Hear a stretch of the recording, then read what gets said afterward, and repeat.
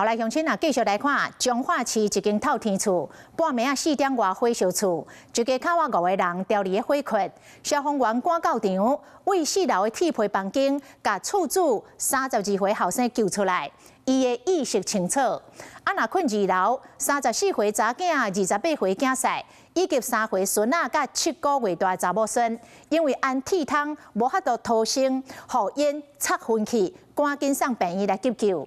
结果查囝甲查某孙恢复心跳，但是囝婿甲查甫孙救无倒来，亡生咯。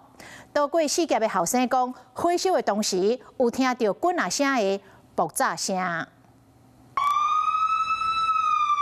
半暝上车警力车一直弹，透天厝1楼到4楼一直出现消防人员用电击器铁门、油水线赶紧拍火。看得到火源吗？不要继续压，没关系。1楼火拍发了后，消防人员入去内底咧找分别伫2楼甲4楼救出掉入内底1个火5个人，当时有2个大人、2个囡仔已经无气啊，救护人员赶紧将因送去病院急救。透早4点外，彰化市这间3楼塌起的透天厝熊熊大火，警消人员发现4楼甲2楼有人，兵分2路入去救人。伫4楼救出32岁姓池厝主的后生，意识清楚，无生命危险。淹过伫2楼的查某囝婿3岁外孙甲7个月大的查某孙仔。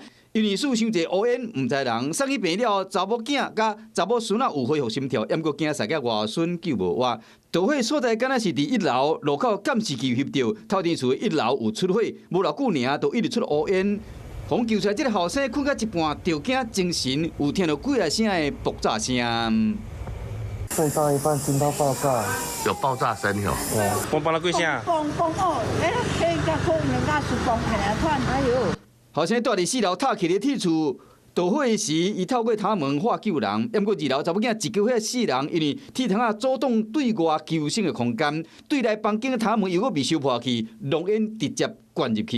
我们初期的时候应该是有接获到他们报案，然后我们也跟他说找一个相对安全的空间。我们后来确定那个空间以后，因为它还有一个对内的窗，那个窗应该是因为火焰热把它烧破了，所以导致烟灌进去那个空间。